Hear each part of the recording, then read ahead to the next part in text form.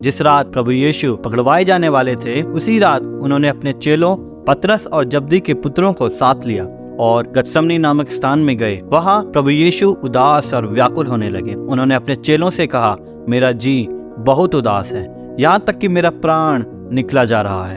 फिर वह थोड़ा आगे बढ़कर मुंह के बल गिरे और प्रार्थना की, हे मेरे पिता, यदि हो सके तो यह कटोरा मुझसे टल जाए, तो भी जैसा मैं चाहता हूँ वैसा नहीं, परंतु जैसा तू चाहता है वैसा ही हो।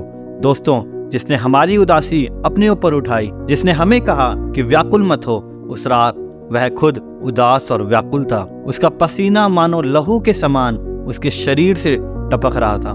यीशु मसीह इस जमीन पर आए ही इसलिए थे कि क्रूस उठाकर हमें आजाद करें। प्रभु यीशु आए ही इसलिए थे कि उस मृत्यु के प्याले को पिए। प्रभु यीशु सब जानते थे कि क्या होने वाला है। उसके बावजूद भी प्रभु पिता से कह रहे हैं कि हो सके तो ये प्याला मुझसे टल जाए। ऐसा क्यों? दोस्तों, आज जब हम जो चाहते हैं वैसा नहीं होता, जब हमारी की गई प्रार्थना से स्थिति नहीं बदलती, जब परिस्थिति और खराब हो जाती है, तब हमारे मन में यही आता है कि क्या परमेश्वर है भी? अगर है तो मेरी प्रार्थना क्यों नहीं सुन रहा? अगर आपके मन में भी यही विचार आया है या आता था, तो दोस्तों मैं आपसे कहना चाहता हूँ कि यदि पिता ने प्रभु यीशु की प्रार्थना सुन ली होती, अगर वो प्याला जो यीशु ने पीना था उसे पिता ने टाल दिया होता, तो क्या तीसरे दिन प्रभु यीशु मृत्यु पर जय प्राप्त कर पाते?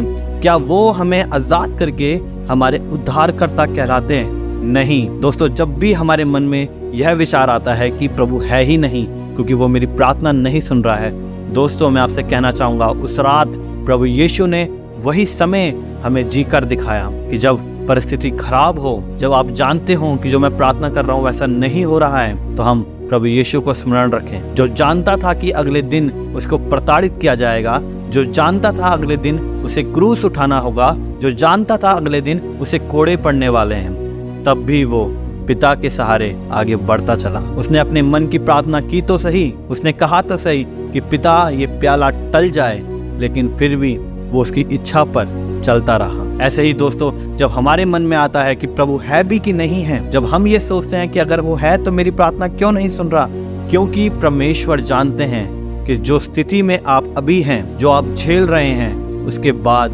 जैसी महिमा परमेश्वर ने प्रभु यीशु को दी, जब वो जी उठा, जब वो उसने मृत्यु पर जय पाई, वैसी महिमा प्रभु आपको भी देने वाले हैं। वही एक अच्छा नया जीवन प्रभु आपको भी देने वाले हैं। प्रभु यीशु ने जी कर दिखाया कि हमें कैसा जीवन जीना है।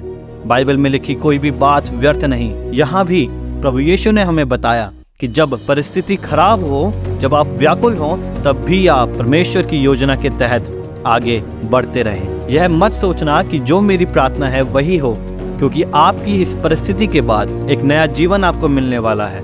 आप उस दुष्ट को हराकर एक आशीषित जीवन जीने वाले हैं।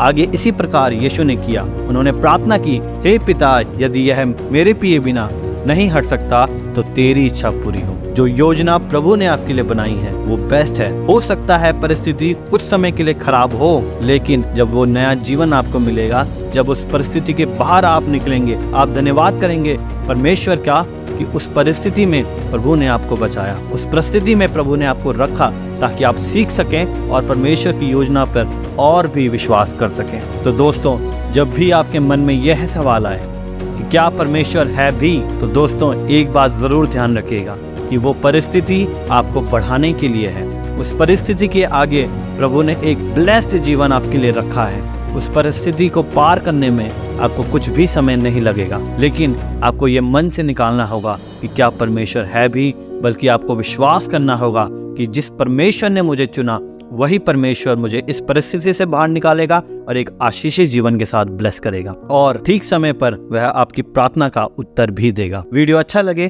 तो लाइक, कमेंट, शेयर और सब्सक्राइब करना ना भूलना। धन्यवाद।